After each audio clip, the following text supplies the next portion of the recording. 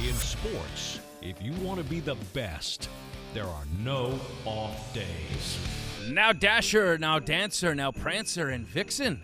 On Cato, on BK, on Smitty, on Joe Mixon. Actually, Joe Mixon's not a part of the show here Darn. today. But this is our Christmas nodpod. It will be very festive. I'm not sure that we'll be celebrating Festivus, but there will probably be some. No airing of grievances? There will be some, I think, at some point during the show. This is our Christmas episode, hence the outfits and a little college football preview show. Hence the outfits. We wear this every day. You're always in a onesie. Is Yeah. that an adult I'm onesie? just a giant baby, yes. That's like a twosie. That is a big onesie. A lot of sheep's got buzz cuts, so I could be this festive. What about you? Well, you got your this little is- sloth yeah, outfit. this is my little Santa sloth.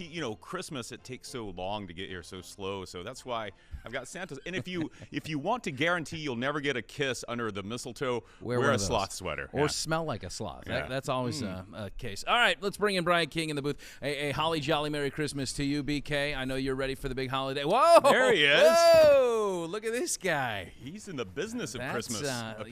yeah. How about that? A little tacky, but we'll take it. I love it. That's It's like a tacky Christmas. Miami Vice meets North Pole. Very good. Something like that, yes. What do we got on the big show today, BK? Christmas is always, the time I think that bowl season really, really starts. Yeah. And so we're going to bring in Fox's Brock Huard, get his Yes. thoughts Yeah. on the football playoff. UW greatest. And yes, great player, great analyst. And also we got Sean O'Neill, our director here. He is working feverishly trying to dial in this one guest. So I don't know if we'll be able to get him or not, but we'll try to get this guest in. So Is it Joe Mixon? It could be Joe Mixon. We're actually I'd like to get a cutaway of a feverishly working Sean O'Neill. we need to get actually. Sean on camera. Like I mean, sweating, he's the wizard like punching behind buttons. Okay, all right. Yeah. Is, We'll is get he that. also festively attired? Does he have on the matching pants to the jacket? He that does you're have a wearing? onesie on. Okay. He is wearing a onesie. I guess He's got the Uncle Eddie, the Dickie on. Oh boy. Yeah, I'd absolutely. love to see that. All right. Well, that looks good. I like a little Christmas Day surprise. Very good, BK. If you are listening and you want to watch, go to fox13news.com/nodpod. If you're watching and you want to listen or subscribe, zap that QR code on the screen by pointing the camera of your smartphone, and it'll take you to the snow-covered streets of Nod. Kind of like Bedford Falls, I suppose. But if you're subscribing to the audio podcast, we invite you to check out all the episodes as well on that page. And there will be no cruel Mr. Potter, just Nod Potters There. on that website. Okay. Yeah. There are benefits to listening to the audio version. You don't have to look at our Christmas attire. But who wouldn't, But who would want to take a would- gander? Who would right? want to see that? All right, it is Christmas season, and obviously all the radio stations are blasting nonstop Christmas music, and hey, look, I like it, and I really probably start earlier than most.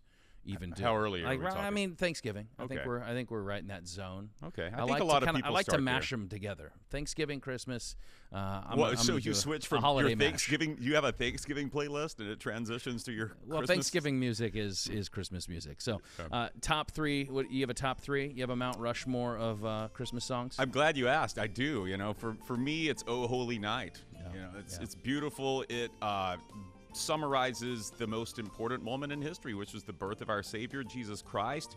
And when sang by the right people, not me, that chorus that just transports you. It's truly moving, takes you to that place. You can visualize the manger. It's wonderful. Yeah, that's number one. I got that number two on my list. I do love it. Joy to the World is actually my favorite. Not a lot of people.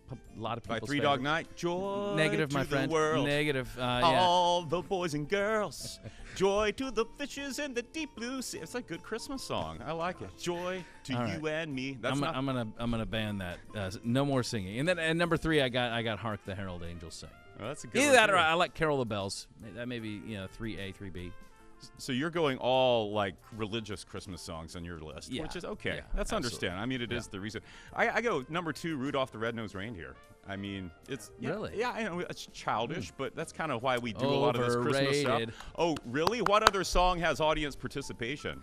A lot and of if you ever saw Hey, it, look it. They just ran across. you the would screen. even say it glows. Yeah. Come on, what's the I'm not- line? I'm like a not light partici- bulb. I know. I realize. okay. I know the song, Chris. Yes. All right. but Well, I think we're my not number three song actually was written about you then. Yeah. You're a mean one, Mr. Grinch. The Spiritones. You're as Mike's ugly really- as an eel. Very good. That was written about you. It was indeed. That was. Can I point out something about that song? Yeah. First please of all, do. the verses are great. It dunks on the Grinch in every verse. Okay. I mean, do you know who sang that song? James Earl Jones. You could have. Thurl Ravenscroft. How's that for a name? Thurl Ravenscroft, and he was also the voice of Tony the Tiger. Oh, okay. I definitely hear that. Yeah, Yeah. I get that. Yeah. And do you know there's a Tony the Tiger Bowl You're now? great. Yeah. There's a Tony the Tiger Sun Bowl being played this year. Absolutely. Well, we'll get to that in just a minute. What about retired songs? Christmas songs that need to go out to pasture you're sick of hearing at this point? Well, All I Want for Christmas Is You is number one. Like that. Okay, Mariah Mariah, Carey. we've had enough. You've made your billions off of that. You it's like a it? fun one. It's a fun It one. needs to go, though. It's everywhere. Wonderful Christmas Time, Paul McCartney. Yeah. Gotta go. Yep. Gots to go. I'll agree with that. I got another Beatle on my number 2 as well. Oh, I do too. You go ahead. You. It's probably the same one. So this is Christmas. Yes, I don't so like that depressing. song. I know. So we don't need to be reminded at this time of year that there is. And you start it with so. Like, it's just like, So this is okay. Christmas. Yeah. What have you done? All right. Yeah, no, that one needs to go. Both Beatles.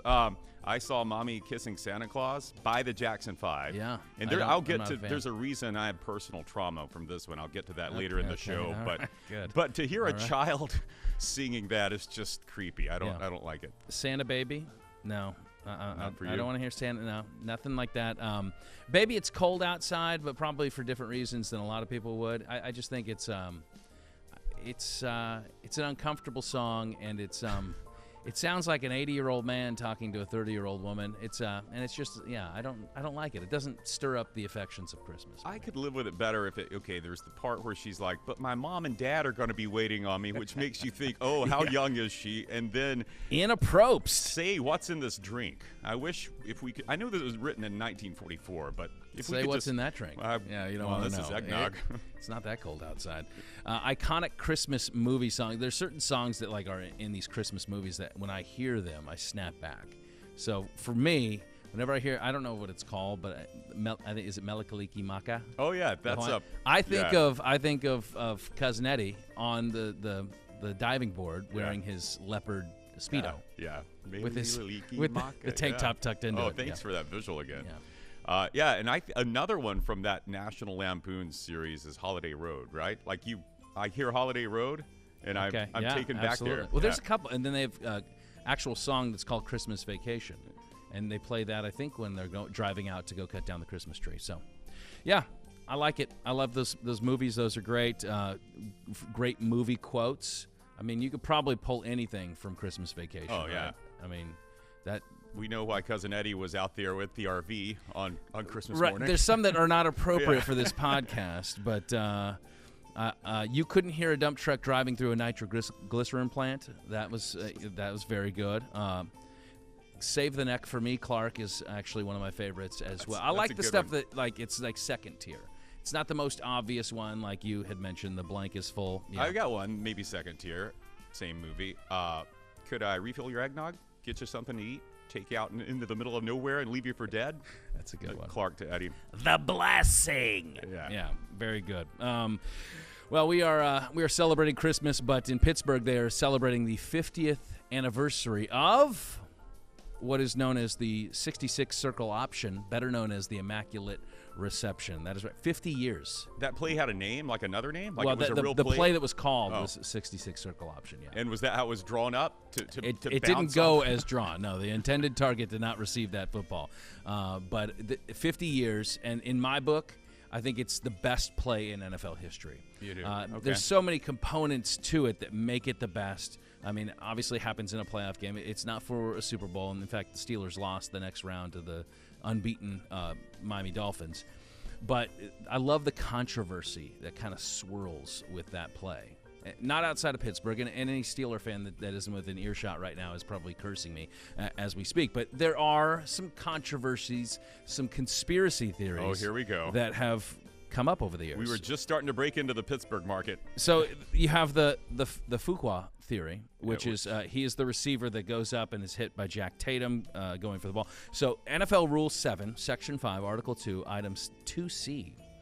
Do you have your book? You don't have your rule book. Okay, never mind. Always. Any forward pass becomes incomplete and ball is dead immediately if pass is caught by any A player, so the offensive player, after it has been touched ineligible A player or second eligible A player, and before touching any by a B player. All that A-B language is to say that the theory is that if Fuqua touched the ball and then it was caught by Franco Harris, that it's actually a dead ball.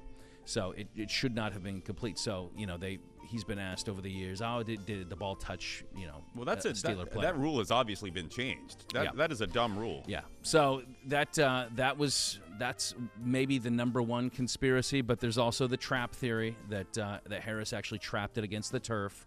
I think that there are angles that show you it didn't. Yeah, that theory doesn't hold up. You can see in replays it didn't hit the ground. There's the riot theory that referees got on the horn and say, hey, what's our protection out of this place? Because fans had already started to congregate down on the field, that they were thinking, I got to get out of Three Rivers alive. So they thought, hey, I can't overturn this call or I'm dead, so we'll just leave it. Exactly. And then there is the lesser-known clip theory, which Raiders linebacker Phil Villapiano claims that he was actually clipped by Steelers tight end John McMakin on that play. On the return. It should have been, well, dead. You could find holding on every play, right? But that's what makes it so good, is that it has a little bit of mystique to it, and 50 years. And that really, I think, kind of launched the Steelers. That was their first postseason win in team history.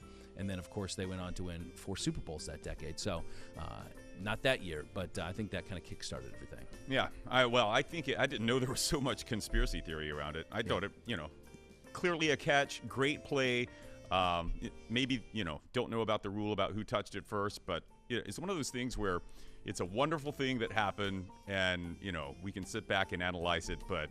And the name, the Immaculate Reception. Oh, how creative is that? I mean, Raider fans call it the Immaculate Deception, but the Immaculate Reception is such a creative name, and I think that kind of makes it iconic too. If it was just known as, and fitting for it, this happened right around Christmas, the exactly. Immaculate, yeah, if you're no thinking. doubt. There's another conspiracy controversy that's actually brewing right now in the NFL. I don't know if you know about this. Oh gosh, was this regarding the Chiefs?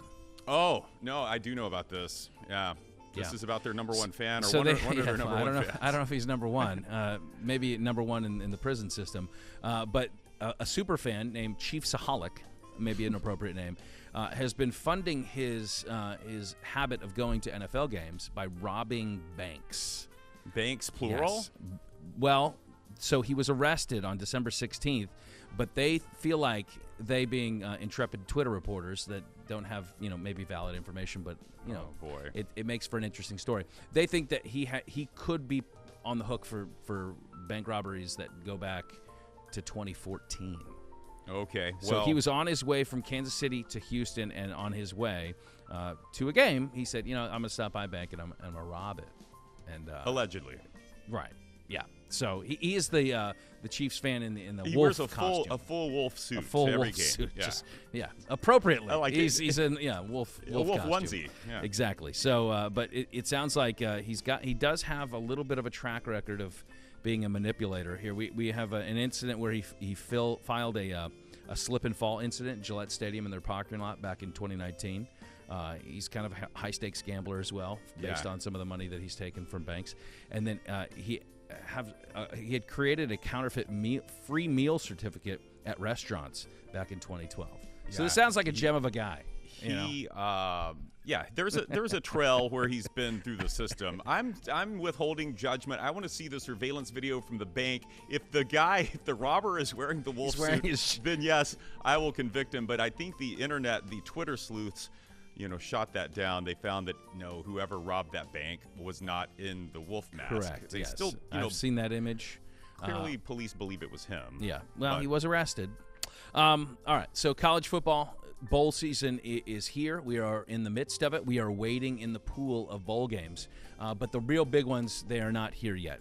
So until then, we get some fun names. We get names like the Tony the Tiger Bowl. The Tony the Tiger Sun Bowl. Yeah. There was, remember the Bad Boy Mowers Gasparilla Bowl? Oh, one of the great names of all time. There is a Bad Boy Mowers this year, not Gasparilla, Bad Boy Mowers Pinstripe Bowl. Okay, wonderful. Yeah, so Bad Boy Mowers lives on. Yeah, absolutely.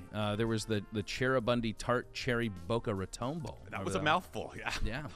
It's a lot of It's right off. We all learned about Cheribundi that year, I believe. Yeah. Yeah. Well, how about, the first one that came along in my childhood, where they put a sponsor in front of a long-standing bowl, was the Poland Weed Eater Independence Bowl. For decades it had been the Independence Bowl, Shreveport, Louisiana. All of a sudden, Poland Weed Eater Independence Bowl, and it was like, what is this? I got to get one of these weed eaters. You got to get it. But now it's become kind of a derogatory term for any time your team is not going to one of the major New Year's Day bowls. Oh, you're going to play in the Weed Whacker Bowl. Have fun in Shreveport. So I like some of the current names that I feel are the most fitting right now. The Cheez-It Bowl. I mean, it's a bowl of Cheez-Its. It fits. It makes a whole lot of sense. It makes you wonder, like, why are you just now? I mean, Cheez-Its been around for a while. Yeah. I assume that's a Nabisco. Is that Nabisco? We're going to give it to them. But it's been around for a while. You got to think, what took you so long to jump into the bowl game? Well, they wanted to make sure it was profitable. The Cheez-It is double dipping this year. Cheez-It is also sponsoring the Citrus Bowl. So you have the Cheez-It Bowl and the Cheez-It Citrus Bowl. But doesn't that make the Cheez-It Citrus Bowl doesn't really fit. Well, think about it. What if you took some citrus and zested your Cheez-Its with a little orange? That would be delicious. No, you're going down the wrong road. That would be good. No. Is there bowl games that you think maybe there's certain companies that ought to get involved? I think some are missing out on this. I mean, obvious ones where it's a marriage of brands would be the Chipotle Bowl. We all go to Chipotle and we order a bowl. Yeah, I like it. You got to have a Chipotle Bowl. What about the Copper Tone Sun Bowl? Oh. Yeah, Copper Tone. Jump in on it. Yeah, what about the Mole Bowl, where you have a dermatology group, and the prize at the end is a cup filled with moles? Sunscreen. No, with sunscreen. Yeah, with Copper Tone sunscreen. I gotcha. What about the Splenda Sugar Bowl? Makes sense. Yeah. Although Splenda's not real sugar, so maybe it's a little ironic. Yeah. What about the Panera Bread Bowl? Okay. I mean, that's their thing, right? Tasty. You eat your soup out of bread. You got another one? What about the Drano Bowl? Well, that that needed to happen. That's low-hanging fruit. Or like Kohler. Kohler makes toilets. So it does, yeah. The Kohler Toilet Bowl. That's a good company. Roto-Rooter. Rice-A-Roni Rice Bowl has to be played in San Francisco because Rice-A-Roni's a San Francisco I feel like treat. that's never been done? Not based on my extensive research, but the team automatically every year, the University of Rice would get an automatic bid to the Rice-A-Roni Rice Bowl. Absolutely. They're in there. Yeah. The Campbell's Soup Bowl, kind of fitting with your theme of food there. Yeah. The Hawaii Bowl should be sponsored by Tommy Bahama, I think. The Tommy Bahama Hawaii Bowl. Don't you think? Or Hawaiian Punch Bowl. It's a punch bowl. What about Alamo Rental Cars sponsoring the Alamo Bowl? So it's the Alamo Bowl. Instead of the Valero Alamo Bowl. That would make more sense. What about Supercuts sponsoring the Supercuts Bowl? It sounds like Super Bowl, but also before every game, each player gets a bowl cut. And it's like, I'm going to the Supercuts Bowl. Flashback to 1987 for me, baby. What about the FTX Bowl? Nobody actually shows up. Oh, no. There's no actual game. They could hold it on Fire Island every year. That'd be lit. Very good. Well, Chris, bowl season is here. I don't need to remind you, and a man that loves this time of year, college football analyst for Fox radio host Brock Huard is our guest to dive into all things college football. Brock, thanks for hopping in with us. First, I want to start with kind of what is lingering over college football right now. It's the shadow of Mike Leach and the loss that is actually very profound over this sport. Such a huge personality, a pioneer in the game offensively. What did Mike Leach mean to you? Ooh, I've known Mike a long, long time, and that hit me. Like, I think it hit a lot of us in college football hard. At just 61 years of age, and I know he had been battling some of these complications for some time. It wasn't just one sudden event, but I don't think any of us knew the situation he was in, and as dire as obviously it became, and we lose him way, way, way too young. I would say this century, and I played last century, which was a long time ago. I think this century, he is on the podium for one of the three most impactful coaches in college football. Wow. Nick Saban's number one. All of his process, not only his wins, but just his psychology and his process, and how you hear that repeated at high schools and junior highs across all sports, and not just football, that you win each day, that it's a process, and it's not just the results, it's the process driven. And Saban's number one. I think Pete Carroll and his dynasty he built at USC is probably number 2. He played young people more than anybody else did. He brought distraction in. He got rid of this bunker mentality that it's us against the world. He wanted Snoop Dogg and Will Carroll and all the rest of Will Ferrell all on the sidelines. He wanted distraction as a part of his program. And again, you see so many following suit with that. And then I would put Mike Leach right there, winning the bronze medal, right on the podium stage with those two, of that air raid attack, of a philosophy. It wasn't just a football system of X's and O's.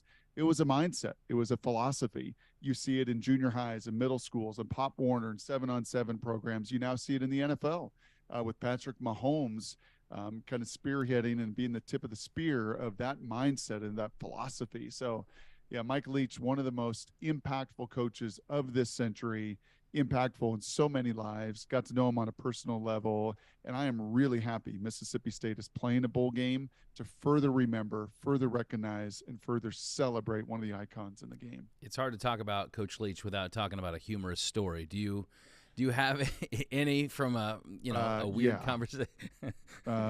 Actually, yes. We followed the Pac-12 Network's lead some years ago. They had followed him with cameras as he walked from his home to the football offices. So we had them for a game and thought, well, why don't we do the same? And he's like, yeah, just, the SID, Bill Stevens, bless his heart, like, yeah, I told Coach, I think he's good to go. Coach's hours are kind of, he doesn't really follow the clock. He's on Fiji time. But, yeah, I think if you're at his house at like 2 o'clock, that's when I told him to be ready. So we get there, producer, director, camera crew, everybody, right? 2 o'clock. And he just lives in a neighborhood there in the Palouse, and go and knock on his door. And I'm like, hey, and his daughter answers the door, and she's like, yeah, hey, come on in. I'm like, really? Yeah, just come on in. My dad will be ready in a little bit, I think. So I go in, I'm sitting around the kitchen, I'm eating cookies. She like goes and knocks on the bedroom door. Dad, someone's here for you. And I'm like, this isn't quite right. So I said to his daughter, I think I'm going to go wait outside with the producer director whenever he comes out. And we're waiting and we're waiting and we're waiting. He eventually comes out, and he's wearing, I think, some like 1988 sweats from Texas Tech. They're like the nylon cheapest sweats. They put the mic on him. They put the battery pack on him. We're walking, and we're about, I don't know, a half mile and a 2-mile walk, having just a great time. And I look over at him, and his pants are falling down. Like the battery pack is just, on the nylon sweats. Yeah. There's not enough structure there. Right. It's just pulling down. And eventually, like literally, his pants are to his thighs. And we have to stop. And the director's like, Mike, I'm super sorry. He didn't even notice. Like, oh yeah, I guess, my pants are falling down. So one of many wonderful stories out there. Yeah, well, I mean, it was an interview hopefully shot from the waist up anyway, right? So you're a Pac-12 guy, and your Huskies are playing the Longhorns in the Alamo Bowl next week, but a new wrinkle now added to the Pac-12 with the addition of Deion Sanders at Colorado. What do you think of this move, and how successful do you think Coach Prime will be? This is boom or bust. Yeah. I don't think this will be a 5 or a 6. This will be either a 0 and just a massive failure, or it will be a 10 and off the charts. I think, and I could probably paint a picture as an analyst and tell you on both sides of that. And frankly, if I was in charge of Colorado and I was Rick George, the AD, this is the path that you have to go down. Because if they would have hired a Bronco Mendenhall or Tom Herman, and no shot on those guys, but they hire a middle of the road, you're not turning the program. You're not bringing it exposure and visibility. And in a sport where perception does matter, where perception can become reality, where you do sell a playoff committee, you sell high school recruits, you sell your own recruits, you sell the transfer portal, you sell alumni, you sell collectives. It is a marketing, selling business. And from the time he was in Tallahassee wearing the chains and selling the image, Primetime knows that game. So I think it'll be boom or bust. I totally understand it if I'm Colorado, and it will be must-see TV to follow. You look at some of the lower tier bowl games, and you almost wonder now. There's obviously a lot of games as we lead up to the big ones in the playoff. But what value do these lower tier bowl games have in today's college football landscape? As a guy that called the GoDaddy of them all, Potato Bowl and everything in between for many of my years, working my way up, I I have an appreciation for them. It's kind of like the Division III, the Division II, the 1AA and FCS level, and you watch these games and you watch these players compete, and I have an appreciation, probably because I've been there. I've been in Boise with 10,000 people, and when it's 18 degrees in the Potato then Humanitarian Bowl, and you know what? You sit with those players and you sit with those coaches, and 99% of them are like, I can't wait to play. And for the seniors playing their last game, and the majority that will never, ever go play another competitive snap of football in pads and violence again, you do have an appreciation, and they do love it. So I know sometimes it feels like, oh my gosh, oversupply. What game is this? Who's the sponsor? What tractor company? Like, but for the actual players playing in it, right, and for the seniors playing in their finale for the last time in their life, it can be an endearing, still very, very special memory. But part of these wrinkles are the addition of NIL. You see opt-outs. Obviously, transfer portal comes into play now. How much does that? It makes it harder and harder. Yeah. There's no question. Like Wazoo just played last week, right, in the Jimmy Kimmel Bowl. Of course, there's a Jay Leno Bowl, a Jimmy Kimmel Bowl. Let's keep it going. And it was a facade. I mean, Wazoo was playing without their receivers, without their linebackers, without their coordinators. They've taken jobs elsewhere, and they've got poached elsewhere. And it's nowhere near what they were in the season. So it's going to be harder and harder and harder for these bowls. There's no question. It was hard in the past anyway at times to get enough attendance, but there was enough ratings and there was enough revenue to keep the pipeline going. Now, when it's just such a, I hate to use the word facade, but when it's not even the guys that were the combatants during the season, and you're left to backups in some cases, it gets to be a much, I totally understand it.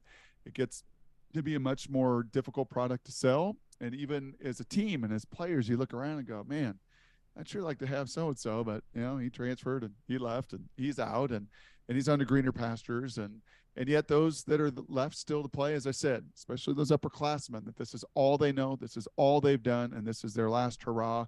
I still think there's a place to celebrate them. What about those programs that that maybe they're not in the playoff picture this year, but you saw enough at the end of the regular season to think, man, these are riser programs that come next year, we could see them making the semifinals.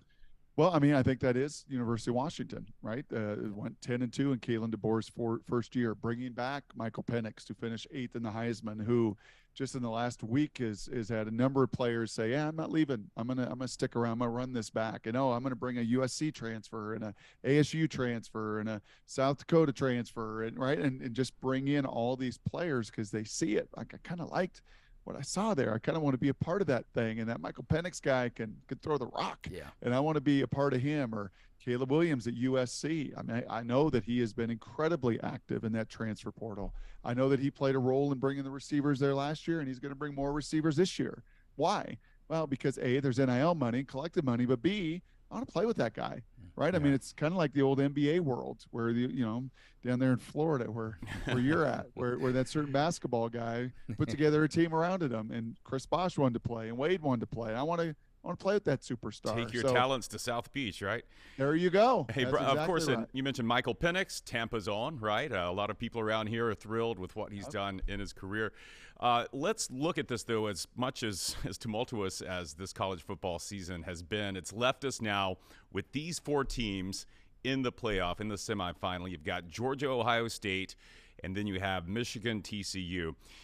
Let's look at Georgia, Ohio State. Historically, these semifinal games in the playoff era have been kind of duds outside of Oklahoma, Georgia in 2017. But this one seems to have the makings of a championship caliber game. When you look at that Georgia defense, can the Buckeyes scheme enough on offense to find some cracks there and possibly pull off an upset?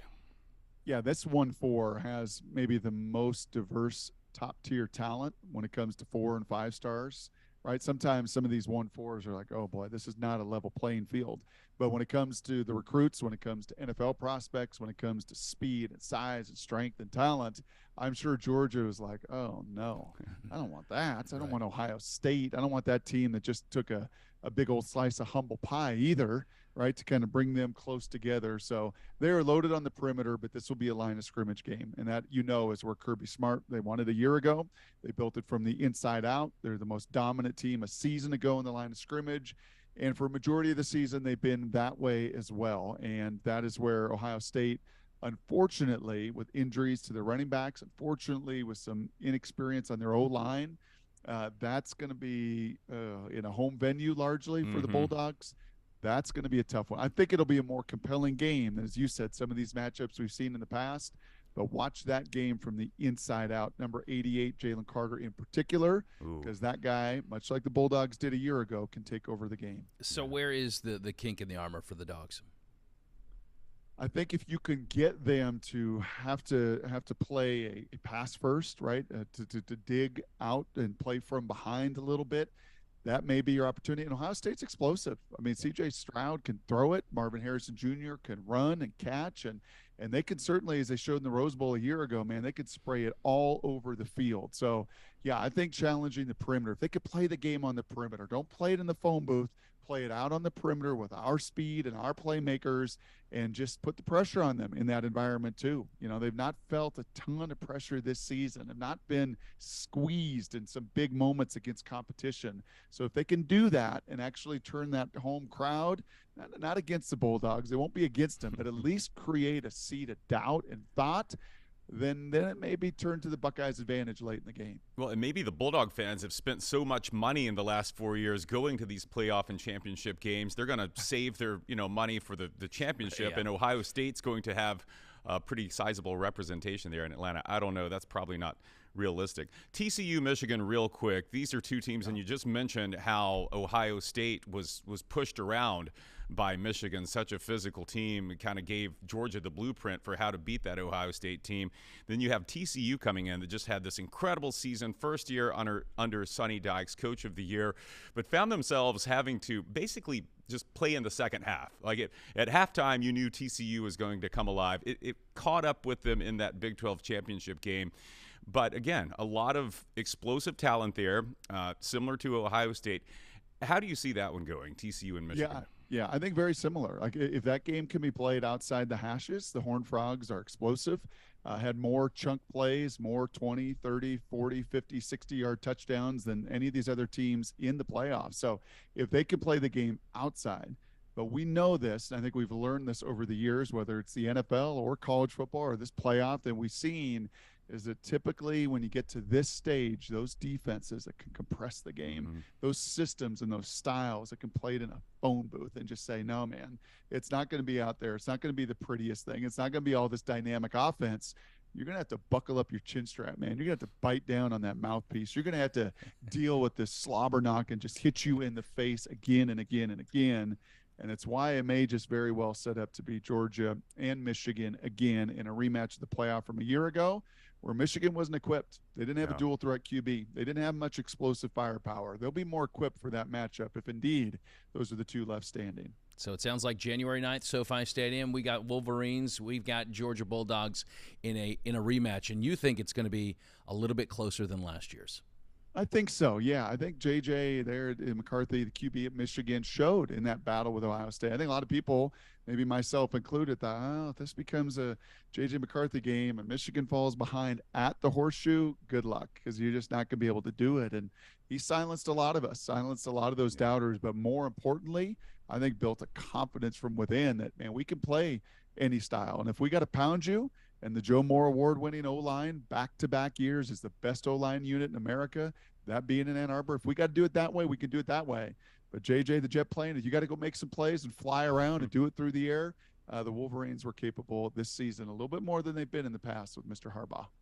Well, we appreciate the insights, and we are looking forward to these games, and we appreciate the word of the day today, slobber knock, as brought to you by Brock Huard. I appreciate it so much, and we will sit back and watch, and hopefully we get some really tight games down the stretch and reinvigorate the passion for bowl season yet again. Brock Huard from Fox's college football coverage. Hey, we appreciate it. Happy Brock. holidays, Brock. You Happy well. New Year. Merry Christmas. You as well, guys. Thanks for letting me share about Mike Leach, too, and starting this with him and getting a chance to end it with him because, as you all said, he was one of the special treasures in our sport. Absolutely. No one like him. His Mississippi State Bulldogs will certainly miss his presence on the sideline at the ReliQuest Bowl here at Raymond James Stadium in Tampa. We were really looking forward to talking to Coach Leach, and so it's a heavy heart, Chris, that we kind of get to the end of this point in the season, and one of the true legends in the game, someone I really don't feel was appreciated for the full extent of his value of what he brought to college football, because he was a pioneer. And you look at the stops that Mike Leach went to, a Washington State, a Texas Tech, even a Mississippi State, and these are programs that are largely unheralded. And he made them as competitive as any. It kind of always makes you wonder if he had gone to one of these blue bloods, right, what he could have done. Oh, the guy could roll out of bed and win 8 games. Look at his coaching tree now. Lincoln Riley, Dana Holgerson. I mean, this air raid offense, these other coaches have taken the aspects of that and adapted it into what is the modern day offense. I mean, like you said, he doesn't get. We all love to tell the stories, and he has so many sound bites, but it really was what he did with Hal Mummy back at Kentucky, that offense that. I like how Brock put it. He's on the pedestal as having one of the greatest impacts on the modern game of football. Yeah, absolutely love it. Well, Chris, I'm excited. I can't wait for these bowl games to kick off. These semifinal games are going to be – I hope that they are better than what we've seen out of semifinal games recently, but that's the expectation. And I think some of these non-semifinal games are going to be really good too. This is the most wonderful time of the year, bowl season. It most certainly is. Yeah. Well, I'm excited about the games, but I'm also excited about this mystery guest that BK's been talking about. So let's bring Brian in. Brian, what can you tell? I mean, is he going to pop up in the logistics? Is he in studio with us? Is he hiding behind something? Scott, the logistics has just been incredibly difficult here. Sean O'Neill's been helping me out. He's a technical wizard. And Sean O'Neill, you've been able to – wait a minute. Your signal's like breaking up. He's trying to – is it coming in? Oh, wait a minute. Who is this? Wait a minute. You're kidding me. No. It's Santa Claus. Oh, hello there. Hello. Wow. Hi, Santa. Wow. Santa, you're real. I've always believed that, but it's good to see that you still are real. Wow, what are you doing? I was just kind of munching on a candy cane and just checking out the Barbie line. We're having some problems. Some of the elves are putting the arms where the legs go and vice versa. So it's always a problem when it gets this close to Christmas. Well, yeah, this is crunch time. I figured you'd be busy, but you're willing to jump on a podcast here in Tampa, Florida. Well, I like to try to make a little time to spread holiday cheer everywhere, so why not? That's what we do as well. This is incredibly kind of you. I know this is your busiest time of year, as Scott just said, but we just have about 26 questions for you, if you don't mind. Just 27, maybe. Oh, yeah. No. Now, look, first of all, they screwed up on the blue M&Ms that they were supposed to send me. Uh-oh. And I said 20 questions, but, okay, if you want to try to do 26, we'll see what we can do. It's always the fine print in the contract that you sign with Santa to get him on your podcast that gets you. Yeah, it's pretty involved these days. Well, first of all, always a huge fan of yours. We've interviewed a lot of celebrities, Hall of Famers on this podcast, but you are at the top of the list here, and so. Oh, that's so nice of you to say. Well, we are in Florida, although we hope this fine podcast is consumed all over the world. But here in Florida, Santa, one question we have is we don't have many chimneys here in Florida. So what's your preferred method of entry when the old smoke chute isn't available? Give me one sec. That's a really easy question to answer. Let's see here. Oh, yep. There we go. Somewhere down in. Yep, there it is. He's got a basket. He's got keys to everyone's home. Oh, anybody see that? It's the magic key. Is that a magic key? Oh, okay. It's a very special magic key because it says SC. Stands for Scott Calvin. No, it actually stands for Santa Claus. If you do not have a chimney on Christmas Eve, no problem. This works really well. There's a very special magical slot right here in the middle, and I just kind of look through that, and it lets me know if you're on the naughty or nice list, and it will open any door of someone that is on the nice list on Christmas Eve. Well, we will get to that list. Say it exactly that way because many children have been very upset, wanting to know if Santa is just going to break into their house with this on July 4th, and that would never happen, of course. But at least drop off some fireworks if you're of the magic key. Yeah. Santa, what is the hot toy this season? The hot toy this season, it depends who you're asking. The boys really are into the PS5s and the Switches. And, of course, Barbie is still very popular. but she's getting a run for her money this year with the LOL dolls for the little ladies. And by boys, you mean men under the age of 40? Is that? Well, you know, there is a certain weight limit and an age limit Right. to Santa's lap. So, yeah, let's call it 12 and under, shall we? Has inflation affected you up in the North Pole in terms of toy production? Yeah. Well, not in terms of toy production. The inflation that I've had is that Mrs. Claus is putting extra butter in all the cookies, and my waistline has inflated like you would not believe. I've gotten so much bigger. Well, maybe you won't be going down any chimneys. Maybe you'll always be using that magic key. Well, that's a magic thing. I mean, I know you've seen how that works. You know, I shrink down to the size of a pencil and fit into anywhere. But you know, the overall girth going around the belly is getting a little out of hand. Well, we'll put some more elastic in your pants. I'm sure it's nothing Miss Claus can't manage. On that hot toy list, I've got to imagine you're getting inundated with requests for Taylor Swift tickets, probably from some very good girls or boys. Are you going to be able to deliver? Well, we're not going to speak to that because, first of all, Ticketmaster, they have just dominated the naughty list this year. They are in so much hot water. No one at Ticketmaster is getting toys this year. But I am not getting in the middle of the Taylor Swift fray. There are some things that Santa just doesn't jump into, politics and Taylor Swift tickets. So you can request them all you want. Santa will not have any in the sleigh. Well, that answered my next question, too. It sounds like, what's that? I was going to ask him if he was Republican or Democrat, but he said he doesn't get into politics. So. He's wearing a red suit, so I don't know if that gives it away. I want to know, for naughty or nice list, what about this guy next to me, Scott Smith? Is he, I'm assuming, on the naughty list again, but if he did make the nice list, what is he getting? Well, I mean, he spent all this time with you, and that alone, really elevates him up a little bit to the nice list. Thank you. I told you. Well, and that's what I was going to ask you. On a scale of 1 to call the cops, where is my friend Chris Cato on this naughty nice list? From 1 to call the cops. Let's see. So we can't go over 10. Okay. Well, let's not get into that right now. There are some things that I promised Chris would remain a Christmas secret. That's why he's got a lot. Thank he you. has his own category. You've already answered my number one request. Actually, for years I've been burning to ask you this question, and this could be. My parents haven't heard this. I don't think they listen to this podcast, so this is probably safe. That's a shame. Tell them they should listen this time. How often do you get to hear Santa on the radio? Well, I don't know if they want to hear this next one, but I would say let's dial the clock back. Christmas Eve, 1987. You remember this well, I hope. I sneaked out of my bedroom to catch a glimpse of you, and I saw you kissing my mom. It was a long kiss. It seemed to have meaning and sensual. My dad was nowhere around, and I never spoke of this to him or her. But I'm asking you now, what was going on anybody else sweating between you and my mom?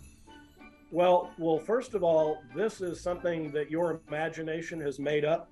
Because way back in the early 1970s, there was the Michael Jackson incident, is what the elves call it, of Santa and mommy kissing Santa Claus.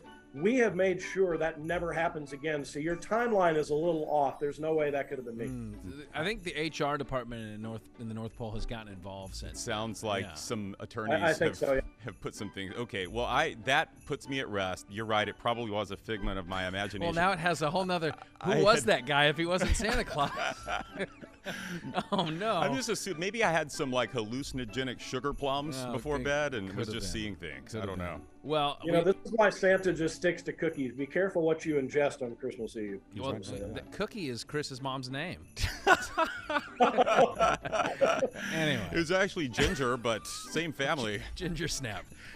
We just want to thank you for your time because we know you are the busiest man on the planet right now. You have a lot of gifts that you have to deliver, and it sounds like some of the Barbies need to be sorted out here between now and then. But I trust if there's anybody up for the job. I do have one more quick one, if you don't mind. No. I know you're very busy, but my son would kill me if I didn't ask. My son, Walker, who at 10 years old still knows that you are real, asked me. I told him I might get to interview you one day. I didn't know it was happening today, but he asked me to ask you this. This is his one question. Is Frosty the Snowman also real? Well, it depends on the time of year and where you're located. It might be really hard for the real Frosty to make an appearance in Florida.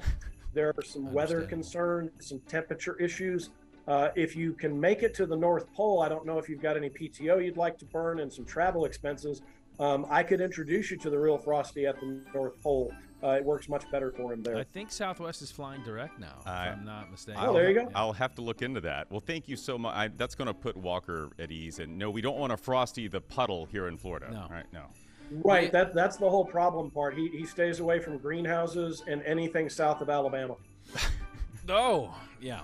Well, he's got his list. He's been checking it at least twice by now, and he's ready to deliver. He is the man for the season, Mr. Kringle himself, Santa Claus. Thank you so much. I can't for your believe time. this. What an honor. And very cool. Have a Merry Christmas, and don't work too hard. Now, is there a way to get Do Brian the very back? same, and make sure you put out those really good cookies again this year, would you? Those were amazing last year. The ginger snaps. She'll be ready. There we go. Thank you, Santa. Oh man, Oh, he's the best. Merry isn't he? Christmas. That is so cool. Brian, How was that? how did you organize this? I had to pull a lot of strings. A lot of strings like and that wear this string jacket tie thing. around your neck. Yes. That's pretty good. That was incredible, Brian. You have outdone yourself. That was great, wasn't it? Well, you who can not like Santa? You can now quit for the year. I think. Well, thank you. I get on to- that note, I get you the can rest of the take the year rest off. of the year off. Absolutely. Well, that was fun. That was great. Thanks a lot. Talk a little college football, and then, of course, much thanks to Santa Claus for hopping on, because that's not like a Zoom call. You can't dial that up. Like No, that is that was something straight through the North Pole blizzard dialed in. I know. That was beautiful. Very good stuff. Well, if you would like to watch this show again in its full-length form, make sure you go to fox13news.com/nodpod. Hit the QR code that's on your screen as we speak, or you can subscribe on iTunes or Google Play, Spotify, or Stitcher. It'll send it right to your phone each and every week in audio form. And, of course, you can find the show on all the social medias. That would be a gift, a holiday gift for anyone. You to think get so? Them, yeah, just put And them on the Nod Pod. It's free. Yeah. It's not the naughty list. We're not charging. It's the nod list. We're not charging for subscribers yet. Absolutely. Well, what a great show it has been, and a Merry Christmas to you, Mr. Cato, and your family, and we hope that it is truly the most wonderful time of the year. Take it easy on the eggnog and give my best to Cookie. I'm going to call her now and tell her to be sure to listen to this episode. Until the next time we are on, there are no off days. Merry Christmas. She's to going to all. be embarrassed.